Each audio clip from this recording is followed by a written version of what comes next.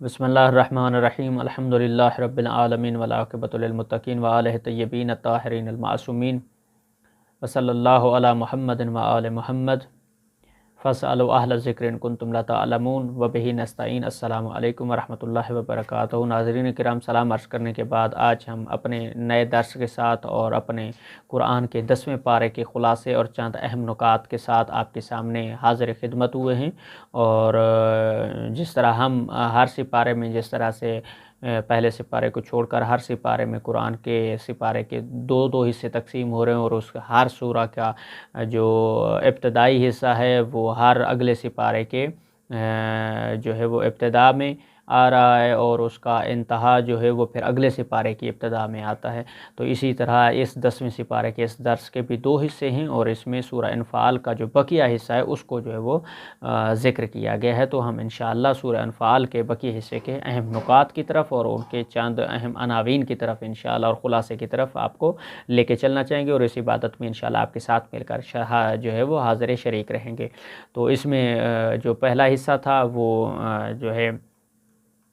سورہ انفال کا جو بقیہ حصہ تھا وہ تھا، اور دوسرا جو ہے سورہ توبہ کا ابتدائی حصہ جو ہے وہ اس 10ویں پارے میں جو ہے وہ ذکر کیا گیا ہے۔ اور پہلا حصہ جو سورہ انفال کے بقیہ حصے میں جو ہے وہ 6 باتیں ذکر کی گئی ہیں۔ پہلا جو خمس کا حکم اور خمس کے بارے میں آیات اور مسلم احکامات جو ہیں وہ وہاں پہ ذکر کیے گئے اور ان کے بارے میں آیات جو ہے وہ نازل ہوئی ہیں۔ اور دوسرے نمبر پر جو ہے غزوہ بدر کے حالات بیان کیے گئے ہیں، اور تیسرے نمبر پر اللہ تعالیٰ کی نصرت کے 4 اسباب جو ہے وہ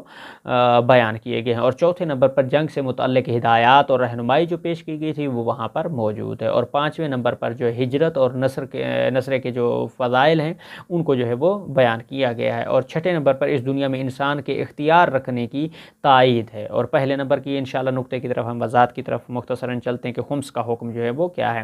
کہ زکوٰۃ کی طرح خمس جو کہ ایک مالی فریضہ بھی ہے اور واجب فریضہ بھی ہے، اس کے مصارف جو ہے بیان ہوئے جو نبی صلوات اللہ علیہ وآلہ اور ان کی آل یعنی سادات اور یتیم مسکین مسافر اور مجاہدین جو ہے وہ ان کا ذکر کیا گیا ہے، اور مزید وہاں آپ قرآن میں جا کے ذکر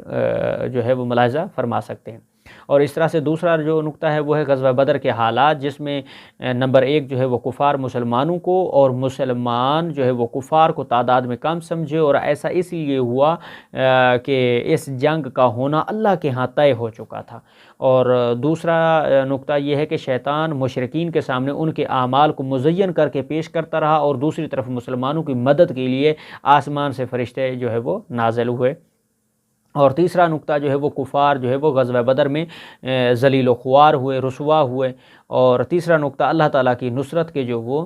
4 اسباب تھے وہ کون تھے، اس میں پہلی چیز یہ کہ میدان جنگ میں ثابت قدمی ایک پہلا سبب تھا، دوسرا جو ہے اللہ تعالیٰ کا ذکر کثرت سے کرنا، یہ دوسرا جو ہے وہ سبب تھا، تیسرا اختلاف اور لڑائی سے بچ کر رہنا، یہ تیسرا سبب تھا، اور چوتھا یہ کہ مقابلے میں ناموافق امور پر صبر کرنا، یہ چوتھا سبب تھا خدا کی نصرت کا، کہ اللہ تعالیٰ نے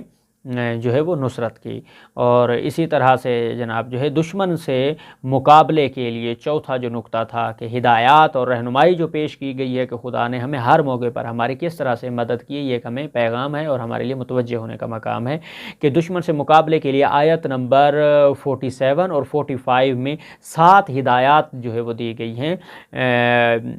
اس میں جو 5واں ہے کہ ہجرت اور نصرت کے جو فضائل بیان کیے گئے ہیں وہ ایک نقطہ ہو گیا، اور اس کے ضمن میں پھر ایک جو ہے وہ مہاجرین اور انصار سچے مومنین ہیں، اور گناہوں کی مغفرت ہو گئی، اور رزق کریم کا جو ہے وعدہ وہ ہو گیا، اور اس کے علاوہ آیت جو ہے وہ 62 میں رسول خدا صلی اللہ علیہ وآلہ وسلم کی تائید و نصرت کا ذریعہ آیت نمبر جو ہے وہ 64 میں حضور کے تابع کا جو ہے وہ ذکر کیا، جس کو احادیث نے حضرت علی علیہ السلام کی ہی شخصیت کو بیان کیا ہے۔ اور آیت نمبر 75 میں بعض رشتہ داروں برتر ہونے کا ذکر بھی وہاں پر کیا گیا۔ یہ حکم مہاجرین و انصار کا ایک دوسرے کا بھائی بننے کے موقع پہ کہ جب آقا علیہ السلام نے حضرت علی کو اپنا بھائی بنایا اس وقت نازل ہوا۔ اور چھٹا نقطہ جو ہے وہ یہ ہے کہ یہ دنیا مکمل جبر و ظلم کے نظام پہ نہیں چل رہی، بلکہ انسان خود اپنے اعمال سے نعمتوں کو کھو دیتا ہے، آیت نمبر 53۔ اور اسی چھٹے میں دوسرا جو نقطہ، 2 حصے اس صورتوں میں کیے گئے تھے، اس میں دوسرا حصہ جو سورہ توبہ کا جو ابتدائی حصہ تھا، اس پارے میں اس میں 2 باتیں جو ہیں وہ یہ ہیں کہ مشرکین اور اہل کتاب کے ساتھ جو ہے جہاد کرو، یہ ہو گیا۔ اور دوسرا یہ کہ اس سورہ کے مشرکین سے اعلان برات کا، آیت کا ابلاغ حضور نے اپنے بھیجے قاصد کی بجائے حضرت علی علیہ السلام کے ذریعہ کروایا، اور مشرکین سے جو معاہدے ہوئے تھے ان سے برات کا اعلان ہے، اور مشرکین کو حج بیت اللہ سے منع کر دیا گیا۔ اہل کتاب کے ساتھ قتال کی اجازت بھی دے دی گئی، اور اس کا ذکر وہاں پر موجود ہے، اس کی تفصیل وہاں پر جا کر ملاحظہ فرما سکتے ہیں، البتہ سوائے حرام مہینوں کے جو کہ رجب، ذوالقعدہ، ذی الحجہ اور محرم ہیں۔ اور دوسرا جو ہے مسلمانوں اور منافقوں کے درمیان جو امتیاز ہے وہ کیا ہے جی، کہ منافقوں اور مسلمانوں میں امتیاز کرنے والی بنیادی چیز جو ہے غزوہ تبوک بنی اور رومیوں کے ساتھ مقابلہ، جو وقت کے سپر پاور تھے اور شدید گرمی اور فقر و فاقہ کے موقع پر پھل جو ہے وہ پکے ہوئے تھے، اور مسلمان سوائے چند کے سب جو ہے وہ چلے گئے، جبکہ منافقین نے بہانے تراشنے شروع کر دیے، اور پارے کے آخر تک منافقین کی مذمت ہے، یہاں تک فرما دیا کہ اے پیغمبر آپ ان کے لیے 70 بار بھی استغفار کریں تو بھی اللہ تعالیٰ ان کی مغفرت نہیں کرے گا، اور اگر ان میں کسی کا انتقال ہو جائے تو آپ اس کی نماز جنازہ بھی نہ پڑھیے گا۔ پھر ان مسلمانوں کا بھی ذکر ہے جو کسی عذر کی وجہ سے اس غزوے میں نہ جا سکے۔ اس کے علاوہ چند اہم نکات اس سورہ کے اس پارے میں ذکر ہوئے ہیں، اور اہل بیت کی فضیلتیں ہیں، جس طرح سے ہدایت کی طرف بلانے والے امام ہیں، اسی طرح سے ائمہ کفر بھی ہیں، اور حضرت علی کے دور خلافت میں ان سے جنگ کرنے والے مسلمانوں کے گروہ جو ہے وہ ناقصین ہیں، ان کا جو ذکر ہے آیت نمبر 12 میں ذکر ہے، اور مشرکوں کو مسجد آباد کرنے کا حق نہیں ہے، آیت نمبر جو ہے وہ